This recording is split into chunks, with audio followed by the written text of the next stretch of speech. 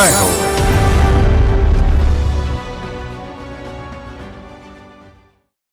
నమస్కారం. సామాన్యుల అసమాన విజయగీతిగా ఈటీవీ జైహోకు స్వాగతం. కాఫీ రుచి చూసి నాణ్యత నిర్ధారించే రంగం, ఒకనాటి పురుషాధిపత్య రంగం. పట్టుదలతో అదే రంగాన్ని ఎంచుకొని తర్వాత కాలంలో భారతీయ కాఫీకే ప్రాచుర్య రాయబారిగా మారారు ఆ తమిళ వనిత. ఆసియాలోనే తొలి మహిళా కప్ టేస్టర్గా ఖ్యాతి పొందారు. బెంగళూరు కేంద్రంగా తన పరిశోధనలతో స్వదేశీ కాఫీ రైతాంగానికి గొప్ప మేలు చేశారు.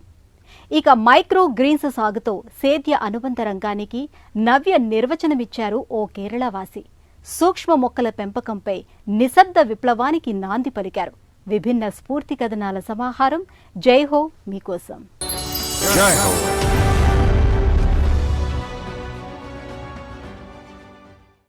మన శరీర యంత్రానికి కాఫీ ఓ ఇంధనమని కాఫీ ప్రియుల విశ్వాసం. కాఫీ ఆస్వాదమే ఓ ఆహ్లాదం, ఓ ఉత్ప్రేరకం. ఆ పరిమళమే ఓ ఉత్సాహం. ప్రపంచం మెచ్చుకునే ఈ కాఫీలో ఏ రకం శ్రేష్టమైనదో రుచి చూసి నిర్ధారించేవారే కప్ టేస్టర్లు. అలాంటి విభిన్న రంగాన్ని ఎంచుకుని రాణించారు సునాలి మేనన్ అనే తమిళ మహిళ. కాఫీ బోర్డులో కప్ టేస్టర్గా కొలువుకు ఎంపికై అంచెలంచెలుగా ఎదిగి నాణ్యత నిర్ధారణ విభాగానికి డైరెక్టర్ అయ్యారు. కాఫీ ల్యాబ్ స్థాపించి స్వయం కృషితో కాఫీ రైతులకు, వ్యాపారులకు, వినియోగదారులకు మేలు చేశారు.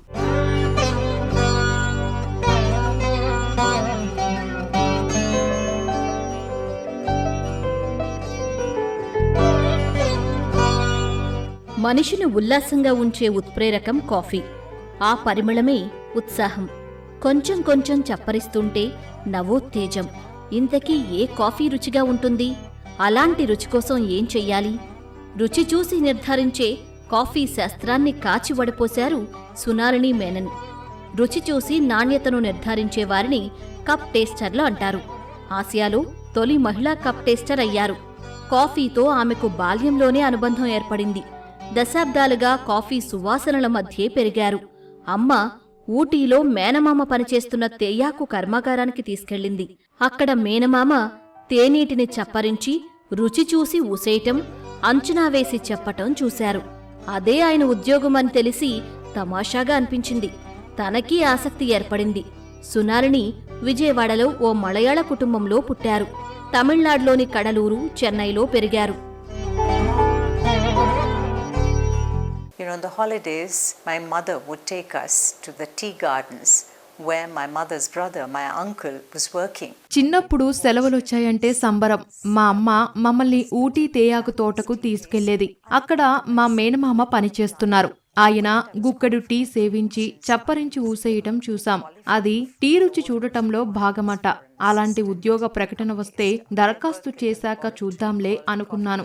కొన్నేళ్లకు యాదృచ్ఛికంగా అలాంటి ఉద్యోగ ప్రకటన చూసి దరఖాస్తు చేశాను. ఇంటర్వ్యూకి పిలిచారు. వాళ్ళు కోరుకున్న అసిస్టెంట్ కప్ టేస్టర్ అభ్యర్థిగా నాకు అర్హతలన్నీ ఉండటంతో ఎంపిక చేశారు. తర్వాత కాలంలో బెంగళూరు సదాశివనగర్లో నేను నెలకొల్పిన కాఫీ ల్యాబ్ లిమిటెడ్ కే అంకితమయ్యాను. మద్రాసులో నివసిస్తున్న కాలంలో నా కెరియర్ పరంగా నా పయనం ఆరంభమైంది. I started my journey in life with growing up in Madras. Four టెక్నాలజీలో సునాలిని మాస్టర్స్ పూర్తయింది.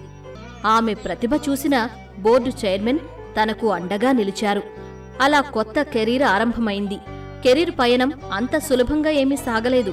కాఫీ బోర్డులో చేరిన తర్వాత సునాలిని శిక్షణ కోసం జర్మనీ, స్విట్జర్లాండ్ వెళ్లొచ్చారు. 1978 నాటికి క్వాలిటీ కంట్రోల్ విభాగం అధిపతిగా ఎదిగారు.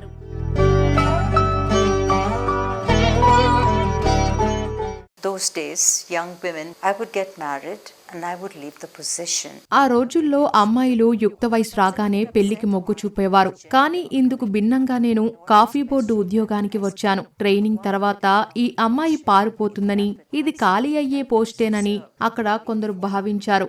ఎంత చిన్న చూపో కదా, లింగ వివక్ష సైతం అవరోధం అవుతుందా అని బాధపడ్డాను. అసలు ఈ ఉద్యోగం మగవారికే ప్రత్యేకమని మీరెందుకు ప్రకటించలేదు అని ప్రశ్నించినంత పనిచేశాను. అదృష్టం కొద్దీ నాటి coffee board chairman HV Reddy అండగా నిలిచారు. అది 1995. ఆర్థిక సరళీకృత విధానాలతో దేశంలో కాఫీ మార్కెట్కు కూడా మేలు జరిగింది. తన ఆశయాలకు అనుగుణంగా పనిచేసే స్వేచ్ఛ కోసం కాఫీ బోర్డు నుంచి బయటకొచ్చేశారు. కాఫీ ల్యాబ్ లిమిటెడ్ అనే పేరుతో ప్రయోగశాలను ఏర్పాటు చేశారు. ఇది రైతులకు వారి కాఫీకి ప్రాచుర్యం కల్పించే సంస్థ. అలాగే వారు ఉత్పత్తి చేసిన కాఫీని విపణిలో ప్రవేశపెట్టేందుకు మార్గదర్శనం చేసే ఓ సంప్రదింపుల సంస్థగా ఉంది. కాఫీలో రుచి, ఆమ్ల శాతం నుంచి అనేక అంశాలను అంచనా వేసే ప్రయోగశాల. గింజలు వేయించటం నుంచి కాఫీ కప్పుకు చేరేదాకా, ఆనందం మనకు అందేదాకా వివిధ దశల్లో పనిచేస్తుంది. ఈ కొలువులు అబ్బాయిలకే సాధ్యమనుకునే అపోహలను సునాలిని తుడిచివేశారు.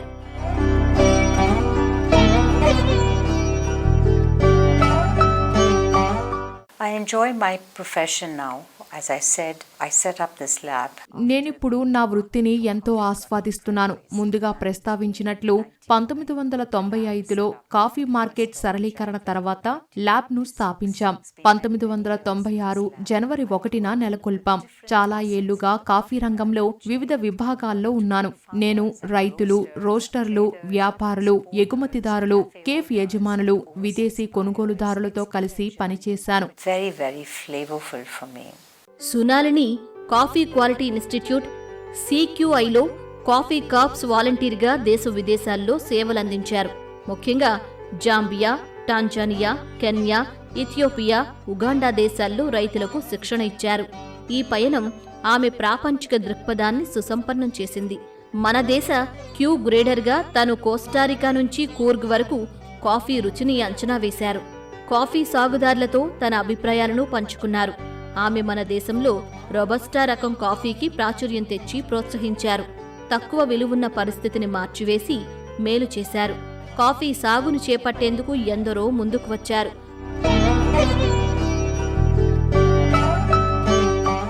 I would love to be involved in that research. Coffee పరిశోధనలో పాల్గొనటం ఇష్టం. ప్రత్యేకించి కాఫీ రుచిని నిర్ధారించే ఈ చక్రం చుట్టూ ఏ పనులు సాగుతున్నాయో చూస్తాను. ఒక కప్పు కాఫీతో రుచిని ఎలా విశ్లేషించాలో శాస్త్రీయంగా వివరిస్తాం. ఇంకా నేనెప్పుడూ మాట్లాడే రోబస్టా జాతి కాఫీపై పరిశోధన మరీ ఇష్టం. I really advocate. కాఫీ పొడి అంటే ఏదో గింజలు నూరి చేస్తేనే తయారయ్యేది కాదు. బోలెడంత ప్రక్రియ ఉంది. ఎండబెట్టాలి, నిల్వ చెయ్యాలి. ఈ నైపుణ్యాలతో ఆమె మన దేశంలోని కాఫీ క్వాలిటీ ఇన్స్టిట్యూట్ పక్షాన హార్వెస్టింగ్ ఇన్స్ట్రక్టర్ అయిన తొలి మహిళగా ఖ్యాతి గడించారు. తనకు దిశానిర్దేశం చేసి ఇటలీకి చెందిన రసాయన పరిశోధకులు, ఇల్లీ కేఫ్ స్పా కాఫీ ఉత్పత్తిదారు ఎర్నెస్టో ఇల్లీని ఆమె మరిచిపోలేదు. బెంగళూరులో సునాలిని కాఫీ ల్యాబ్ ఒక కాఫీ కళాఖండాల మ్యూజియాన్ని తలపిస్తుంది.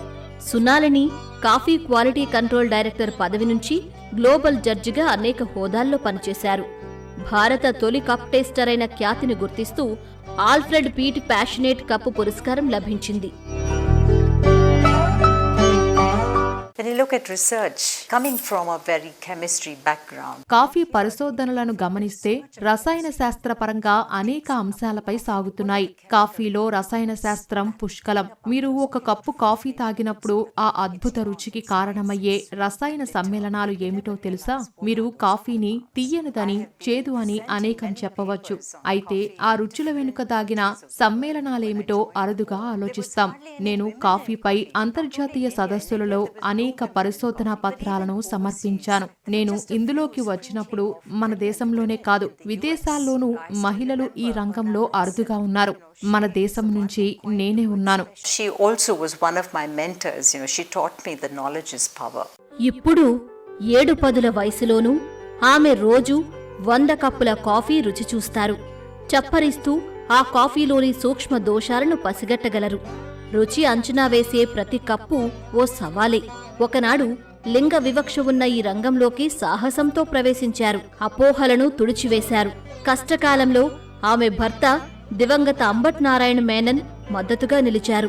ఇప్పుడు సునాలిని మేనన్ తన ఏకైక కుమార్తె అక్షరా మేనన్ సహా బెంగళూరులో నివసిస్తున్నారు. నిరంతర అవగాహన, కేఫ్ సంస్కృతి పెరగడంతో భారతీయ కాఫీకి పెరుగుతున్న ఆదరణను ఆమె చూస్తున్నారు.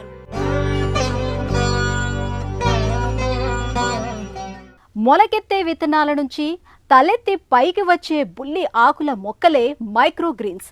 అత్యధిక పోషక విలువలున్న ఈ సూక్ష్మ మొక్కల పెంపకంతో సిరులు పండించవచ్చని కేరళలో అజయ్ గోపీనాథ్ అనే వ్యక్తి నిరూపించారు. ఆయన ఇంటి పట్టునే ఉండి సూక్ష్మ మొక్కల సాగు చేపట్టారు. ముల్లంగి, ఆవాలు, పొద్దుతిరుగుడు, బీట్రూట్ సహా అనేక రకాలను సాగు చేస్తూ లక్షలు ఆర్జిస్తున్నారు.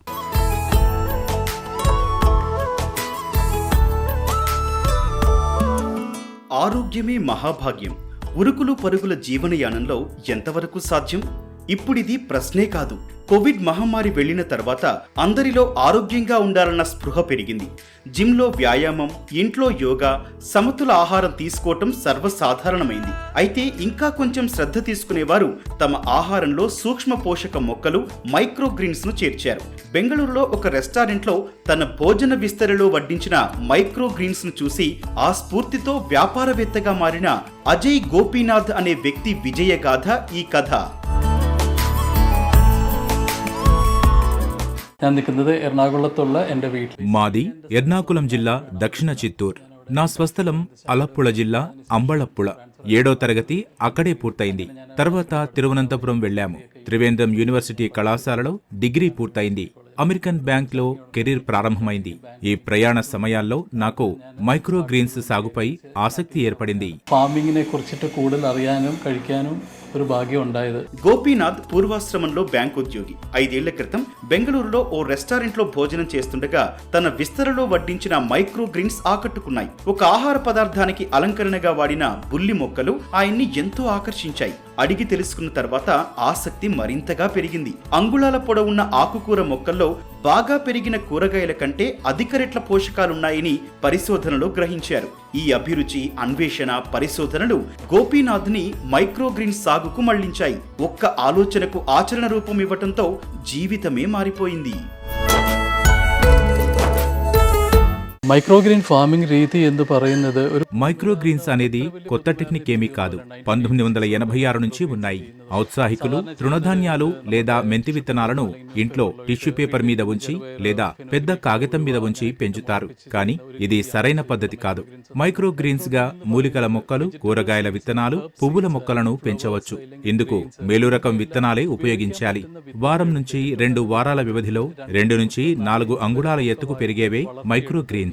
ആ ഒരു చెడిയാണ് നമ്മൾ మైక్రోగ్రీన్స్ എന്ന് പറയുന്നത്. 2017-18 మధ్య బెంగళూరు నుంచి స్వస్థలం కోచికి మారిపోయారు. ప్రయోగాత్మకంగా ఇంట్లో చిన్న ప్రదేశంలో సాగును ఆరంభించారు. సమృద్ధిగా పెరిగేందుకు ఆయన ప్రయోగాలు చేశారు. తొలుత టిష్యూ పేపర్లతో విత్తనాలు ఎంచి సాగు చేశారు.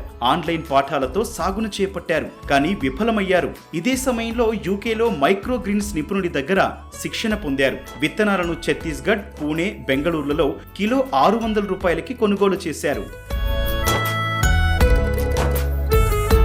ఆ సెటప్ని వేണ്ടിയിട്ട് നമ്മൾ ఇండియా ఒట్టాగే యాత్ర ചെയ്തു. കുറേ మైక్రోగ్రీన్ ఫార్మింగ్ ఏర్పాటుకు 3 నుంచి 4 ఏళ్లు పట్టింది. ట్రేలు, సరైన ధరకు కొబ్బరి పీచు పొడి, విత్తనాలు తదితరాలు ఎక్కడ లభ్యమవుతాయో తెలుసుకునేందుకు నేను దేశమంతా పర్యటించాను. ఈ వ్యాపార అంకుర సంస్థ స్థాపనకు నాకు 3 ఏళ్లు పట్టింది. డెవలప్ ചെയ്തെടുക്കാൻ ఆల్మోస్ట్ 3 ఇయర్సోളം നമ്മൾ సమయం എടുത്തിട്ടുണ്ടായിരുന്നു. గత 2 ఏళ్లలో గోపీనాథ్ 80 చదరపడుగుల గదిలో వీటి సాగును చేపట్టారు. ముల్లంగి, ఆవాలు, పొద్దుతిరుగుడు, బీట్రూట్ సహా 15 రకాల మైక్రోగ్రీన్స్ మొక్కలను సాగు చేస్తున్నారు. അതിന് വളർത്തേണ്ട രീതി വ്യത്യാസമുണ്ട്. మైక్రోగ్రీన్స్ సూక్ష్మ మొక్కలను పెంచే విధానం ప్రత్యేకంగా ఉంటుంది. ఇందుకోసం సరైన ఉష్ణోగ్రత, సరిపడా నీటి లభ్యత పరిస్థితులు ఉండాలి. అధిక నాణ్యత కొబ్బరి పీచు పొడి అవసరం. తేమను నియంత్రించాలి. మొక్కలు పెంచే ట్రేలు ఫుడ్ గ్రేడ్వి వాడాలి. అటువంటి నియంత్రిత వాతావరణంలో వృద్ధి చెందే మొక్కలే మైక్రోగ్రీన్స్. మొదట కనబడే ఆకులను కోటిలిడాన్ ఆకులు అంటారు. పూర్తిగా మొలకెత్తినప్పుడు 2 తదుపరి ఆకులు కనిపిస్తాయి. వీటిని నిజమైన ఆకులు అంటారు. ఇవి పెరగడం ప్రారంభమైన తర్వాత వాటిని కత్తిరించి తీసివేయాలి. ఈ దశలో మొక్కను మైక్రోగ్రీన్ గా పరిగణిస్తారు. ఆ పరివర్తనയാണ് നമ്മൾ మైక్రోగ్రీన్స్ എന്ന് പറയുന്നത്. అజయ్ గోపీనాథ్ 2020లో తన మైక్రోగ్రీన్స్ ఉత్పత్తుల విక్రయానికి గ్రో గ్రీన్స్ పేరుతో వేదిక స్థాపించారు. వ్యక్తిగత అభిరుచిని వ్యాపార సోపానంగా చేసుకుని ఎదిగారు. నెలకు 2 నుంచి 3 లక్షల ఆదాయం వస్తోంది. హోటళ్లు, జిమ్స్, హాస్పిటళ్లు, సెలబ్రిటీలకు మైక్రోగ్రీన్స్ పొట్లాలను అందిస్తున్నారు. వీటిలో విటమిన్ B12, ఒమేగా 3 లాంటి పోషకాలుండే వాటిని శాకాహారులు ఎక్కువగా ఇష్టపడుతున్నారు. എൻ്റെ കമ്പനിയുടെ പേര് ഗ്രോ ഗ്രെയിൻസ് എന്നാണ്. గ్రో గ్రీన్స్ మా అంకుర వ్యాపార సంస్థ Grow Greens your health brand అనేది ట్యాగ్ లైన్. ఈ బ్రాండ్తో సామాన్యులకు చేరాలన్నదే నా ఆశయం. మన చుట్టూ అనేక మందికి ఈ విలువ ఆధారిత ఉత్పత్తులు తెలియవు. మేమింకా మైక్రోగ్రీన్స్ పొడులు తయారు చేస్తున్నాం. పచ్చళ్ల తయారీకి ప్రణాళికలు ఉన్నాయి. ఎగుమతి అవకాశాల కోసం చూస్తున్నాం. పోటీ ചെയ്യാനുള്ള ചാൻസസ് ഉണ്ടെങ്കിൽ നമുക്ക് ഏറ്റവും നല്ലത് അങ്ങനെയുണ്ട്.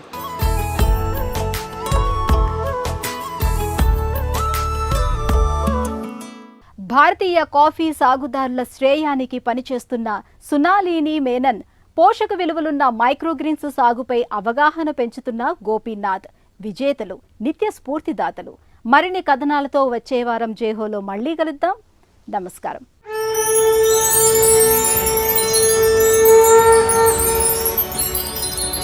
జై హో.